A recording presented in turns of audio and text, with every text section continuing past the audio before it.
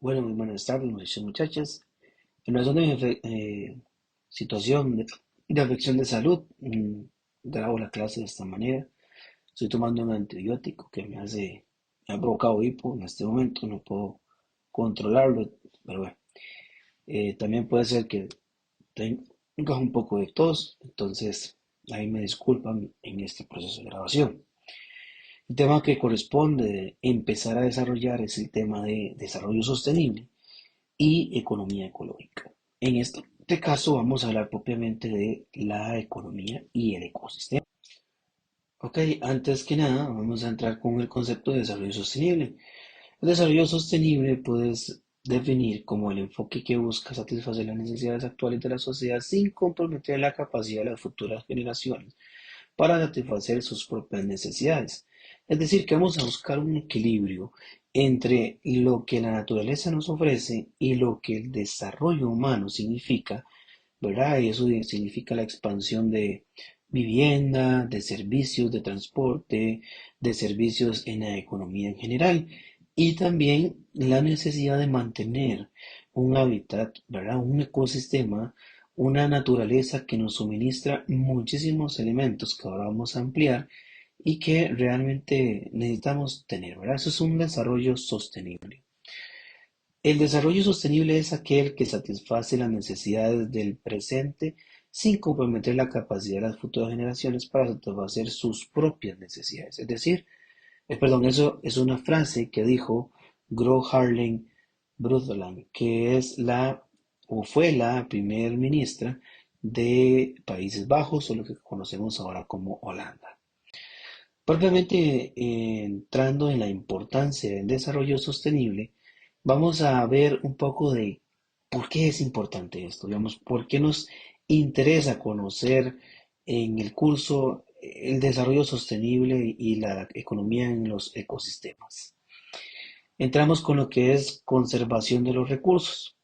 En la conservación de los recursos vamos a ver que lo que queremos es garantizar que tengamos recursos para hoy y para más adelante, recursos como qué, como el agua, el suelo, los bosques y la biodiversidad. El agua es un recurso vital para nuestra supervivencia. El suelo también lo es porque de ahí podemos sembrar un montón de este, alimentos que comemos o que son base principal para los otros alimentos que también comemos. El bosque purifica muchísimo las emisiones de dióxido de carbono y la biodiversidad, por supuesto, porque aparte de que completa nuestro planeta, ¿verdad? También hay parte de esa biodiversidad de la cual nos es de alimento. La resiliencia económica es promover prácticas sostenibles en la economía, ayuda a contribuir a una base sólida y resiste para hacer frente a los desafíos futuros. La gestión sostenible de los recursos naturales y la reducción a la dependencia de fuentes no renovables hacen que la economía sea más resistente a los shocks ambientales, las fluctuaciones de precios y otros riesgos, ¿verdad? Entonces aquí vemos que por lo menos Costa Rica a nivel mundial es un país en el cual, gracias a Dios, es punta de flecha, ¿verdad? Inclusive la semana pasada en el tema del Tratado de Libre Comercio vimos un poco eso, que a pesar de que hace muchos años nosotros éramos los primeros, ya hay otros países que también han tenido esa intención de buscar esa resiliencia económica. La innovación y oportunidades de mercado. El desarrollo sostenible impulsa la innovación al fomentar la búsqueda de soluciones más eficientes y respetuosas con el medio ambiente. Esto crea oportunidades de mercado para nuevas industrias y tecnologías sostenibles, generando empleo, aumentando la competitividad y estimulando el crecimiento económico. Entonces ahora tenemos, por ejemplo, empresas que se dedican a la fabricación de paneles solares, pero además tenemos otra fuente de empleo que es el transporte de esos paneles solares, otra fuente de empleo, la instalación de los paneles solares y otra, por último, los técnicos que eventualmente reparan las celdas de paneles solares. Además, cuando estas celdas dejan de ser útiles, cumplen su vida útil, hay todo un proceso también para retirarlas y resguardarlas en otro lugar. También eso genera fuentes de empleo, ¿verdad? Entonces, vean que toda esta innovación de la sostenibilidad garantiza y genera que podamos entonces poder tener esas oportunidades en el mercado adicionales. Ahorros de costo a largo plazo. La adopción de prácticas sostenibles puede generar ahorros significativos a largo plazo. Por ejemplo, la eficiencia energética y el uso responsable de los recursos pueden reducir los costos de producción, los gastos operativos, los riesgos asociados a la contaminación o a la escasez de recursos, ¿verdad? Entonces, si usamos adecuadamente recursos básicos como el agua, y el agua es parte de la producción de mi producto, ¿verdad? Entonces, de ahí que vamos a tener un significativo recorte de gastos, lo cual va a finalizar en términos positivos al final del periodo. Además, también se habla mucho de los vehículos eléctricos, ¿verdad? Que puede ser que hoy por hoy tengan un precio un poco más elevado de lo que sería un auto de combustión interna.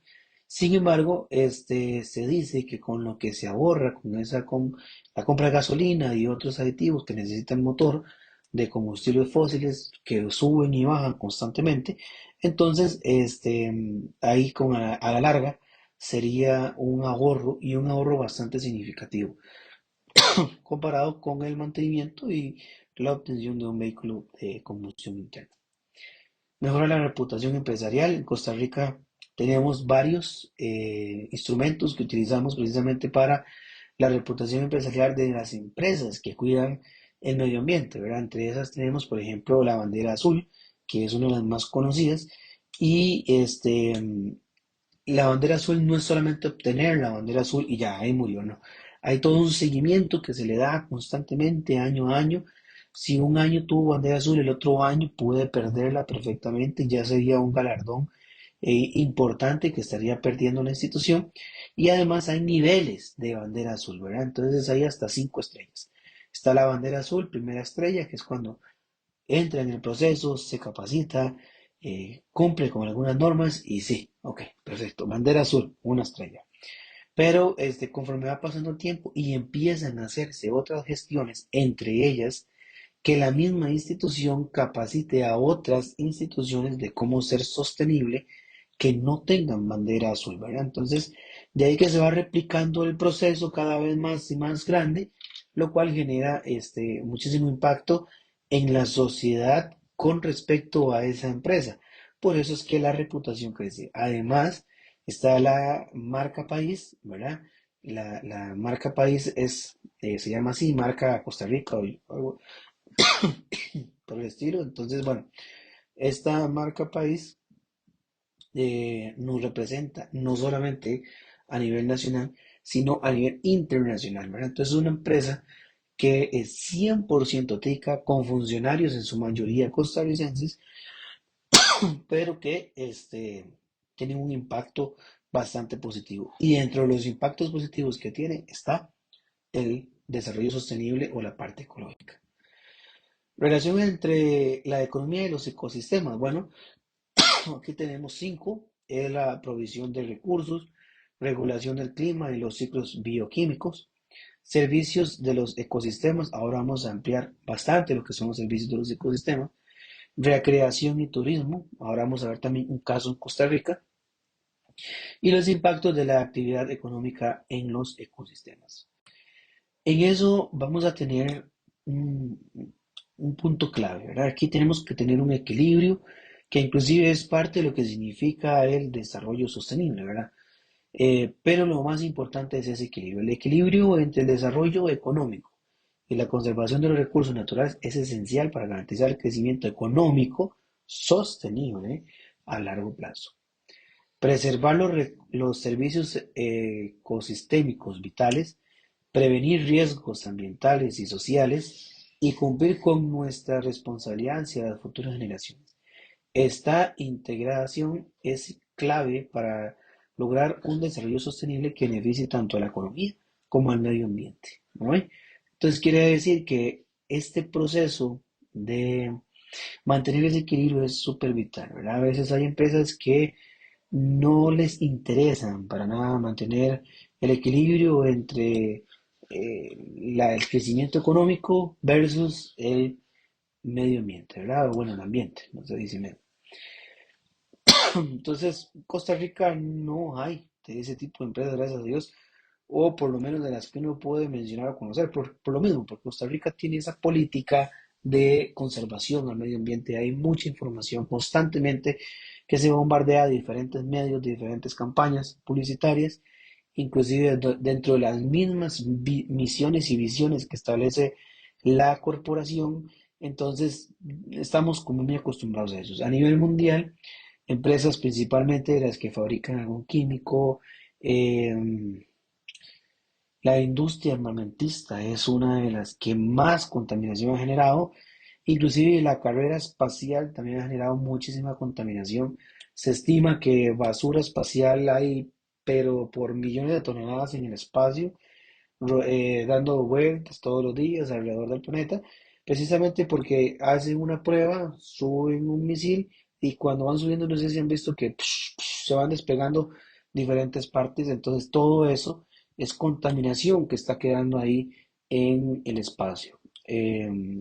No afecta directamente todo, por lo menos todavía, al ambiente en general, ¿verdad? Que está aquí ya propiamente en tierra, pero a la larga también puede provocar un problema. Entonces, y la industria armamentista, eh, cuando hacen una bomba, ¿verdad? La prueban, hacen estallar cosas, terrenos, hay lugares desérticos que realmente ya están desiertos, ¿verdad? O sea, no ocasionan mucho impacto, pero hay otros que son detonados en los mares que a la larga, digamos, el agua se evapora.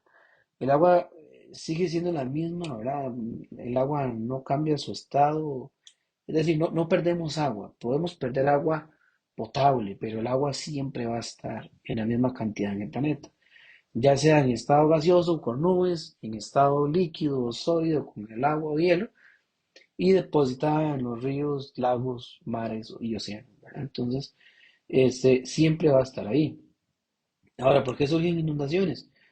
Muchísimos, muchísimos riesgos, muchísimas opciones de por qué hay una inundación, asimismo de por qué hay sequía, ¿verdad? Entonces, pero en fin, no es que ya no hay agua o que un río se secó porque no hay agua, no. El agua sigue estando, pero en otro lugar del planeta, que eso ya ocasiona pues otra serie de conflictos. Pero ese tipo de desinterés no genera equilibrio, o sea, no nos ayuda a poder generar, en estos casos, ¿verdad? Esa participación que ocupamos. Muy bien, los servicios ecosistémicos, ya que vamos entrando un poco más en esa parte. ¿Qué es eso? Los servicios ecosistémicos contribuyen de manera significativa al bienestar humano, ya que satisfacen las necesidades básicas de las personas y mejoran su calidad de vida. Estos servicios sustentan la producción de alimentos, suministros de agua limpia, aire puro y regulación del clima, lo que es fundamental para la supervivencia y el desarrollo humano.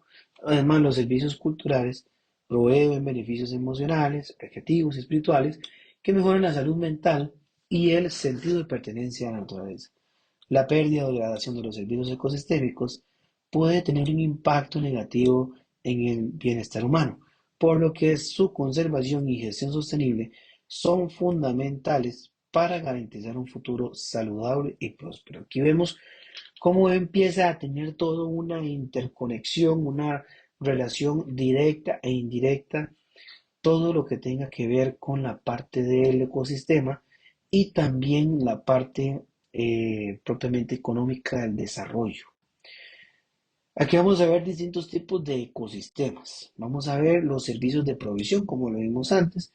Esos servicios se refieren a los recursos naturales y productos tangibles que obtenemos de los ecosistemas. Esto incluye los alimentos, que los alimentos los encontramos en la parte agrícola, también en la parte acuipal, ¿cómo es?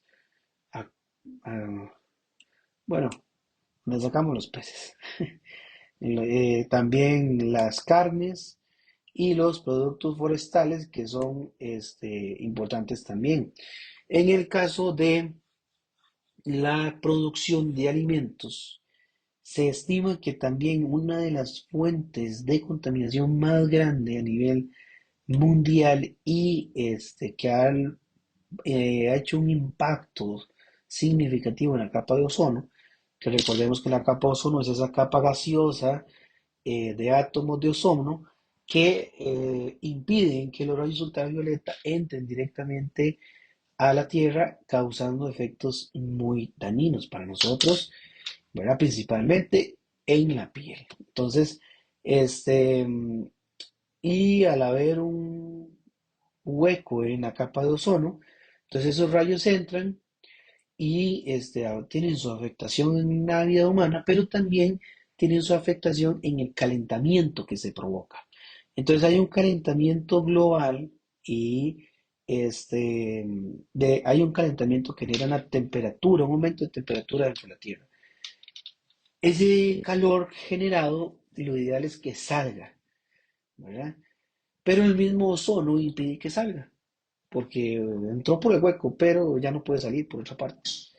Entonces, eso se conoce como el efecto invernadero. Los que han tenido la posibilidad de ir a un invernadero sienten que hay más calor dentro del lugar. El efecto invernadero también lo utilizan los productores de banano. Si recuerdan en las primeras presentaciones, cuando vimos el tema de la producción de banano, los bananos normalmente están como en unas bolsas celestes, ¿verdad? Esas bolsas plásticas celestes hacen un efecto invernadero, lo que provoca que la temperatura crezca dentro del racimo.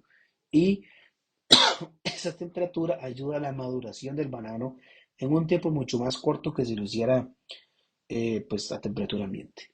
Entonces, en efecto, en un invernadero, perdón, pasa algo similar. La temperatura crece y es para beneficiar el crecimiento, el rápido crecimiento de las plantas.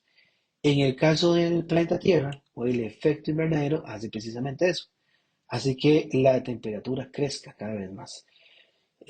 Positivo, no, no lo es, porque hay algunos lugares que necesitan mantenerse fríos, muy fríos, porque si no ocasionan otro problema. Entre esos, por supuesto, los polos, ¿verdad? El polo sur y el polo norte necesitan mantenerse frío para mantener el hielo ahí donde está. ¿Qué pasa si se quiebra un glaciar, se desprende y se traslada por el océano en lugares donde hay más calor? Pues se termina de derretir y eso hace que se convierta en agua. Recordemos que el agua sigue siendo la misma, nada más a nivel mundial, solamente que en sus diferentes estados. Entonces, cuando ustedes tienen un vaso de un refresco y lo llenan sin hielo lo llenan hasta el tope y le echan los cubitos de hielo, evidentemente eso sube, ¿verdad? Y puede que se derrame. Entonces, el caso del planeta es que ya el agua está hasta cierto lugar y de ahí no pasa más el mar, no sube en las costas. Si entra mucha agua o si, digamos, si el hielo que sale del polo sur se descongela, crece el nivel del agua y el agua sube un tantito. El hecho de que el agua suba va a provocar que cuando el mar entra, la marea baja y la marea sube. Cuando la marea sube, sube más a la tierra y las ciudades costeras entonces estarían viendo afectadas o algunas ciudades que están construidas sobre cimientos en el mar, digamos, como en el caso, por ejemplo, de Nueva York, que tiene la isla de Manhattan. Si el agua crece, pues evidentemente entonces la isla de Manhattan va a desaparecer. A nivel mundial eso es un problema porque ahí está mucha del centro económico mundial, está el Wall Street y etcétera, ¿verdad? Bueno, esos ya son temas económicos que están ligados indirectamente a este tema, ¿verdad? Porque precisamente de eso estamos hablando, un desarrollo sostenible para que la economía pueda sustentarse y ser sostenible en el tiempo, en el largo plazo. En fin, el agua dulce, ¿verdad? Es uno de los servicios de provisión más importantes que existen. Podríamos mantenernos de alimentos no tan comunes, ¿verdad? No tan deliciosos como los que estamos acostumbrados, pero al fin y al cabo con los nutrientes necesarios para sobrevivir. Pero si no tenemos agua, por más alimento que haya, no podemos sobrevivir más de 40 días aproximadamente sin tomar agua. Y ya con los primeros 2 días de no tomar agua ya hay consecuencias bastante graves. Materias y minerales, aquí hablamos muchísimo, por eso los suelos son importantes porque de ahí podemos obtener este, lo que son algunos minerales como el fósforo, el azufre, el carbón, el oro, la plata, la sal, ¿verdad? Entonces son muchísimos minerales, inclusive también los mismos combustibles, ¿verdad? Como el petróleo, que es lo que usamos, y inclusive el gas natural, ¿verdad? Y productos medicinales en ecosistemas albergan una gran variedad de diversas plantas que sirven para la medicina tradicional y que eventualmente son base para muchos medicamentos que se fabrican hoy en la farmacia. Continuamos entonces ahora con la parte de purificación del agua. Los mismos humedales también hacen purificación del agua, las fuentes de agua, etcétera, digamos, todo sirve para purificar esa agua y lograr que nosotros podamos tomarla. La polinización, ¿verdad? Principalmente por las abejas. Las abejas son indispensables para todo lo que es la agricultura y una serie de productos. Entonces, ellos lo que hacen es polinizar las flores, las otras plantas, ¿verdad? Para que crezcan, puedan reproducirse. Y el control de enfermedades. Los ecosistemas naturales pueden regular la propagación de enfermedades al actuar como barreras físicas o albergar depredadores naturales o de vectores de emergencia. Entonces, a veces nos sorprende encontrarnos algún león o algún tigre. Bueno, aquí en Costa Rica no hay leones, ¿verdad? Pero sí hay tigres, hay leopardos y pumas, y ellos tienen ya su hábitat, su lugar en donde pueden cazar y todo. Y de pronto otro llega a la ciudad y todo el mundo asombrado de que eso llegue y cómo llegó ahí, ¿verdad? Pero bueno, ¿será que el leopardo o el puma está invadiendo una ciudad o nosotros hemos invadido el espacio o el territorio que tiene? Servicios de soporte, aquí está lo que es en los temas de formación de suelo, ciclo de nutrientes, producción primaria, ¿verdad? De diferentes productos. En los servicios culturales tenemos también lo que son el valor estético y recreativo, inspiración artística y espiritual y educación y conocimiento. Entonces todo eso, vean que tiene todo un trasfondo, viene todo interconectado y al mismo tiempo genera ese valor principal, ¿vale? Continuamos con lo que es la valoración económica de los ecosistemas. En la valoración económica de los sistemas vamos a ver cómo, a pesar de que la naturaleza no puede realmente valorarse económicamente, a veces tenemos que asignarle algún precio, ¿verdad? Entonces, por ejemplo, eh, hay estudios, ¿verdad? Perdón, hay memes, vuelvo a los memes, hay memes que valoran, por ejemplo, el agua, ¿verdad? Si estamos en un restaurante muy fino en Europa, el agua vale 15 euros, una exageración de colores. Si estamos en un aeropuerto, una botella vale 10 euros. Si estamos en un súper, vale un euro, bueno, un dólar, 500 colones, pues, 600 por ahí. Y si estamos en la casa, abrimos el tubo y tomamos, y a mes por consumo que hicimos de todo el agua, nos cobran 5 6 7 mil colones, dependiendo de la asada, del acueducto o la municipalidad, ¿verdad? Entonces, estamos hablando que es relativamente valorable el agua, pero valorable dependiendo de donde nos encontremos, ¿verdad? El concepto propiamente de evaluación económica de los ecosistemas dice así: la evaluación económica de los ecosistemas es un enfoque que asigna un valor monetario a los servicios ecosistémicos para comprender su contribución al bienestar humano. Se utilizan diferentes métodos para estimar este valor económico. Los resultados de la valoración económica se utilizan para informar políticas, priorizar acciones de conservación y crear conciencia sobre la importancia de los ecosistemas. Sin embargo, es importante conocer que la valoración económica no captura los valores de la naturaleza, como los valores intrínsecos y culturales, ¿verdad? Aquí tenemos algunas ventajas y limitaciones de la valoración. Entre las ventajas que tenemos está cuantificación monetaria. La valoración económica permite expresar los beneficios de los servicios ecosistémicos en términos monetarios, lo que facilita la comparación y el análisis de costos y beneficios. Número 2. Toma la decisión informada. Los resultados de la evaluación económica proporcionan información relevante para la toma de decisiones, permitiendo considerar los impactos económicos de la conservación o degradación de los sistemas y evaluar diferentes opciones de manejo. Priorizan y asignación de recursos. La valoración económica ayuda a identificar y priorizar los servicios ecosistémicos más valiosos, lo que permite asignar recursos de manera más efectiva para la conservación y gestión sostenible de los ecosistemas. Comunicación efectiva. La valoración económica puede ser una herramienta poderosa para comunicar la importancia de los ecosistemas a través de las valoraciones tangibles y comprensibles, lo que puede facilitar la sensibilización y diálogo entre los diferentes actores involucrados. Ahora, el tema de las limitaciones. Con las limitaciones tenemos las siguientes. Em, Simplificación de valoraciones.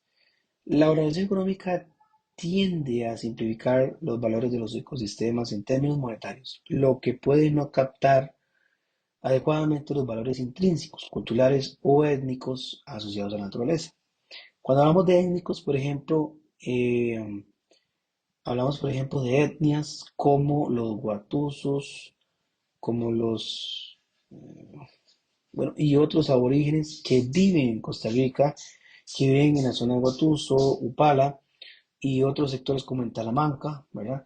Entonces, para ellos la naturaleza o el mantener el equilibrio en la naturaleza no va solamente por el hecho de que es bueno, me ayuda a tener mi finquita, mis recursos, mi fuente de alimento, sino que ya está en ellos, o sea, es algo de ellos. Si ellos ven que se destruye un árbol, ¿verdad? Es como si le estuvieran arrancando un brazo. Entonces de ahí que existen esa parte que tal vez uno pueda decir, bueno, no es tan valorable, ¿verdad? Esta parte, pero vamos a hacer, qué complicado. Complejidad de la valoración. La valoración económica de los servicios ecosistémicos puede ser un proceso complejo y requiere la elección de métodos adecuados, así como la disposición de datos confiables y representativos.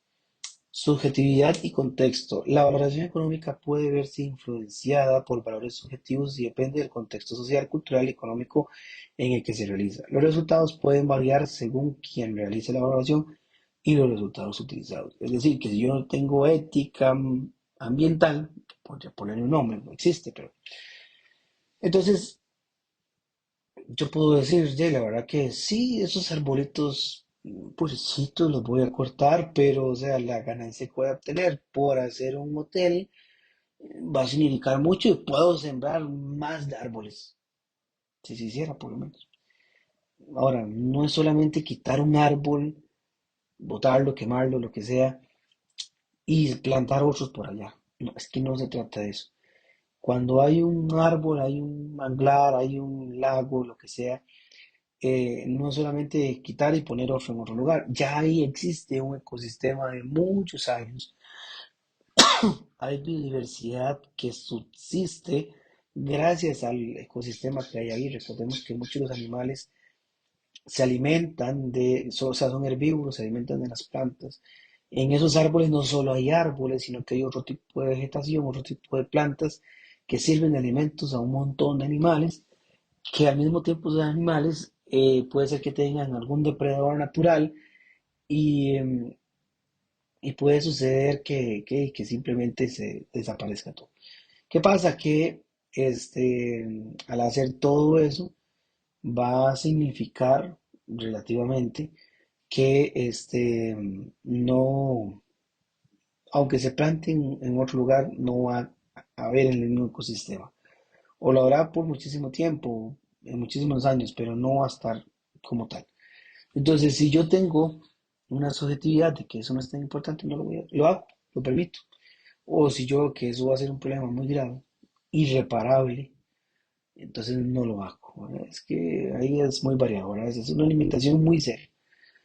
Omisión de valores no monetarios. La evaluación económica puede dejar de lado ciertos valores no monetarios en los ecosistemas como los aspectos culturales, espirituales, étnicos, que son importantes para muchas comunidades y grupos de interés.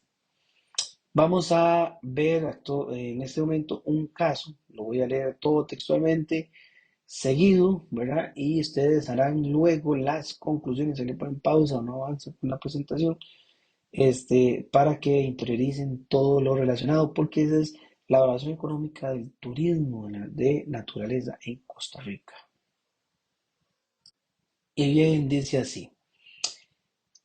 El caso de estudios sobre la valoración del turismo de naturaleza en Costa Rica es un ejemplo destacado de cómo la valoración económica de los ecosistemas ha influido en la toma de decisiones y políticas relacionadas en el turismo y la conservación de los recursos naturales. Costa Rica es conocida por su rica biodiversidad y sus ecosistemas diversos, que atrae a un gran número de turistas interesados en la observación de aves, el ecoturismo, el turismo de aventura y otras actividades relacionadas con la naturaleza. Ante este contexto, se realizó una valoración económica para cuantificar los beneficios económicos generados por el turismo de naturaleza y evaluar su contribución al desarrollo económico del país. Los estudios de valoración económica se centraron en calcular los ingresos generados por los turistas y visitantes, incluyendo gastos de alojamiento, transporte, actividades turísticas y servicios relacionados. Además, se consideraron los beneficios económicos indirectos como la generación de empleo y el impulso de la economía local a través del turismo. Los resultados de la valoración revelaron que el turismo de la naturaleza tenía un impacto significativo en la economía de Costa Rica. Se estimó que el turismo de naturaleza generaba ingresos considerables, contribuyendo a la creación de empleo y al desarrollo económico de las comunidades locales. Esos resultados resaltaron la importancia de los ecosistemas naturales y su conservación como una inversión rentable para el país. Basándonos en estos hallazgos, Costa Rica adoptó políticas y estrategias para promover y fortalecer el turismo de naturaleza. Se implementaron medidas para mejorar la infraestructura turística en áreas protegidas, desarrollar programas de capacitación y certificación para guías turísticos, promover la conservación de la biodiversidad y fomentar la participación de las comunidades locales en la gestión del turismo sostenible. Este enfoque integrado de valoración económica y políticas de turismo sostenible ha posicionado a Costa Rica como un destino líder en ecoturismo a nivel mundial. Además de los beneficios económicos, la conservación de los ecosistemas y la biodiversidad también se han fortalecido, ya que se ha generado una conciencia sobre su valor intrínseco y su importancia para el turismo, ¿verdad? Entonces, vemos cómo los casos de valoración de la economía y la biodiversidad o naturaleza generan todo un impacto. Y en Costa Rica tenemos como, yo lo diría, un más o menos equilibrio. Podríamos decir que un 70-30, 70 al crecimiento económico, 30 al cuidado de la diversidad. A mis ojos, ¿verdad? Puede ser que a los ojos de un turista de Costa Rica está un 90%, ¿verdad? Totalmente comprometido casi al 100% con el ecosistemas y no modificación de algunos hábitats, etcétera, ¿verdad? Pero desde mi punto de vista sí, porque aún hay elementos, ¿verdad? Que se siguen quedando por ahí botadillos, ¿verdad? Y el cambio climático es un hecho, es algo que existe, es algo que se está dando y es algo que está dando problemas. Y si no metemos un poco más de cuidado de nuestra parte, van a ocasionar más problemas. ¿Cuánta gente ve uno en la calle cuando va manejando, cuando va en el bus, que simplemente se comieron una picarita y ya terminaron, se limpiaron en la ropa y tiraron el paquetillo por la ventana? ¡Wow! ¡Wow, wow, wow! O sea, en Costa Rica en el año 2023 y ocurren este tipo de circunstancias. Luego vemos también algunos efectos en los ríos, ¿verdad? Hay muchísima contaminación en los ríos, no, inclusive no contaminación que uno pueda ver, ¿verdad? Como bolsas y cosas así por el estilo, sino que también hay contaminación de los mantos acuíferos. Entonces, todos los residuos sólidos de la cocina, de las eh, lavadora, inclusive el mismo servicio sanitario, todo se deposita en los ríos. Entonces, tal vez eso es una fuente de agua más abajo de donde están depositándose todos esos residuos para las vacas. Que la vaca nos da la leche, dijo la vaca Lora. Y también nos da todos los derivados de la leche y eventualmente carne. Si su cuerpo está contaminado, ¿cómo ofrecer productos no contaminados? O sea, y esos productos los consumimos nosotros. O sea, vean que no hay tanta conciencia como uno desearía, ¿verdad? Pero bien, precisamente muchas políticas nacionales han logrado que esos cambien, que esa situación cambie. Precisamente es lo que continúa en este caso las políticas económicas y gestión de los ecosistemas. En Costa Rica tenemos las políticas que desempeñan un papel crucial en la gestión de los ecosistemas y la promoción de la conservación y el uso sostenible de los recursos naturales. A través de las políticas eh, económicas adecuadas, el país ha logrado integrar consideraciones ambientales en su modelo de desarrollo y ha sido reconocido internacionalmente por sus esfuerzos en la conservación de la diversidad y la promoción del turismo sostenible. Es de ahí que vamos a ver algunas de esas políticas, ¿verdad? Tenemos, número uno, incentivos económicos para la conservación. Entonces, el gobierno costarricense ha implementado una serie de incentivos económicos para fomentar la conservación de ecosistemas. Entonces, si usted no daña un ecosistema, te doy un incentivo económico. Entonces, es algo que uno puede decir, bueno, a la larga me funciona más, logro bandera verde, me funciona más, traigo más clientes, puedo hacer turismo natural, me funciona bien, ¿verdad? Entonces todo eso viene a generar esa parte. Por ejemplo, se han establecido áreas protegidas y reservas biológicas que reciben financiamiento público para su mantenimiento y gestión. Además, se han implementado programas de pago de servicios ambientales que recompensan a los propietarios de tierras por conservar los bosques y otros ecosistemas naturales. Estos incentivos económicos han sido fundamentales para promover la conservación y el sostenible de los recursos naturales. Es decir, que en lugar de que un señor agarre su finca, le quite todos los árboles y ponga una lechería o planta alguna piña, ¿verdad? Que es famoso aquí en Costa Rica. En lugar de hacer eso, entonces manténganlo así como está y recibe un incentivo económico. Turismo sostenible es parte de lo que hablaba, ¿verdad? Las políticas. Dice que se han generado regulaciones y estándares para garantizar que las actividades turísticas se lleven a cabo de manera responsable y respetuosa con el medio ambiente. Esto incluye la promoción de las prácticas de turismos ecológicos, la certificación de empresas turísticas sostenibles, la inversión de infraestructura turística en áreas protegidas. En el caso del turismo sostenible, inclusive he visto escuelas que han desarrollado todo un sistema, ¿verdad?, de autosostenibilidad. Entonces los mismos niños son unos encargados de cuidar las huertas en donde se produce todo tipo de verduras, legumbres, frutas, y todas esas frutas, legumbres y verduras son eventualmente consumidas por ellos mismos en el comedor, a la hora de los recreos, a la hora de la alimentación propiamente. Y además no solamente productos que salen del suelo, sino que también tienen gallinas, que les da pollo, ¿verdad? Carne y al mismo tiempo huevos. También hay vacas, hay chanchos, bueno, cerdos, ovejas, mm, tienen caballos, pero pues, obviamente con otros propósitos. En fin, tiene todo este tipo de animales que también los dan crianza, los alimentan, con los mismos desechos que ellos generan, ¿verdad? No comerse algo, entonces generan composta para generar abono orgánico y al mismo tiempo un poco de alimentación para algunos de los animales, combinado con cereales. Y los desechos de los animales son canalizados precisamente para hacer gas.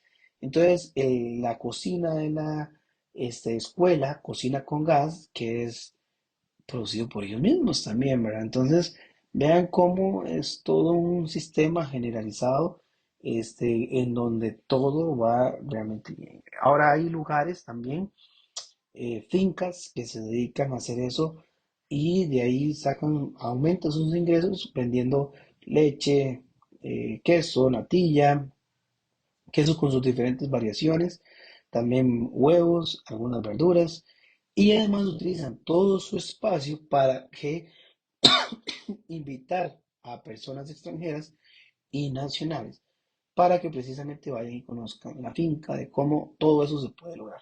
Eso es turismo sostenible, ¿verdad? Instrumentos económicos para la gestión de recursos naturales. Costa Rica utiliza instrumentos económicos como impuestos, tarifas y permisos para regular y gestionar el uso de recursos naturales. Por ejemplo, se han aplicado impuestos a la extracción de recursos forestales y se han establecido tarifas para el acceso y uso de los recursos hídricos. Estos instrumentos económicos buscan desincentivar prácticas insostenibles y fomentar el uso responsable de los recursos naturales. Entonces hay personas que tienen fincas que perfectamente pueden hacer captación de aguas y esas aguas para su propio consumo, pero obviamente es demasiado, entonces lo venden a otros vecinos, ¿verdad? Entonces, pero sin regulación y en fin puede ocasionar algunos problemas sanitarios. Aparte de los problemas sanitarios, entonces lo que hace el gobierno es que si usted hace eso, ok, pero vas a tener que pagar una tarifa. Esa tarifa y el mantenerla adecuadamente el agua que se va a consumir y todo por un asunto sanitario, va a ser muy costoso. Entonces desincentiva que la gente haga precisamente esas cosas. O hay ¿qué digo? Algunas personas que lo que han hecho es que piden ese permiso y lo logran. Por ejemplo, cuando hacen como una pequeña hidroeléctrica. Entonces, con el agua, tienes una turbina y genera electricidad. Evidentemente bastante de la que consume. Entonces lo que hace es que la vende. ¿Verdad? Todo eso lleva un proceso, un papeleo larguísimo, pero es posible para aquellos que tienen pues un río cerca de la casa. Y es posible, pero es bastante caro, lleva unos de trámites engorrosos, de a veces de hasta años. Entonces, pero es precisamente por lo mismo, ¿verdad? Para que sea el gobierno que tiene todas estas políticas, que sí cumple las políticas al pie de la letra y que generan ese beneficio, ¿verdad? Para conservar más los recursos naturales. Inversión en investigación y educación ambiental. En este caso, también se han creado políticas para que se puedan desarrollar estas inversiones en investigación que provocan los beneficios de cómo utilizar esos recursos que tenemos al alcance de una mejor manera. Y sin duda, el sector público y privado es uno de los fundamentales. ¿Sabes? No puede ser todo el sector público, no puede ser solo el gobierno, solo las políticas que demanda el gobierno que ayuden a la sostenibilidad de los recursos ambientales. Cuando hablamos de ecosistemas, una parte muy vital es precisamente el sector privado. Desde aquí que tenemos la colaboración entre el sector público y privado es esencial para lograr un desarrollo sostenible en la gestión de los ecosistemas. Al combinar recursos, capacitaciones, capacidades, perdón, y conocimientos, se pueden elaborar de manera más efectiva los desafíos ambientales. El sector público aporta regulaciones, políticas y financiamiento, mientras que el sector privado contribuye con experiencia técnica, innovación y recursos financieros. Esta colaboración permite maximizar el impacto en la conservación y el uso sostenible de los ecosistemas. O sea, tiene que ser una relación conjunta, no puede ser solo un gobierno, repito, y además de que el sector privado tiene una facilidad que no tiene tanta burocracia en los procesos para ejecutar algo que vaya a beneficiar la gestión propiamente, digamos, ambiental. Entonces esto ocasiona que definitivamente se pueda tener esa particularidad, esa gestión positiva de parte del sector privado. En fin, vean que la parte del desarrollo sostenible involucra muchísimos aspectos, muchísimas áreas. Ahorita solo se tocó una pincelada de lo que es el ecosistema y también la parte del desarrollo económico de los países. Vimos el ejemplo de Costa Rica, que es, por supuesto, ejemplo a nivel internacional y orgullosamente nuestro país, ¿verdad? Entonces, de ahí que eh, se puede mejorar mucho, todavía se puede mejorar muchísimo más, pero sí se puede, es lo importante. Entonces, sin más por el momento, me despido. Si Dios lo permite, nos vemos la próxima semana.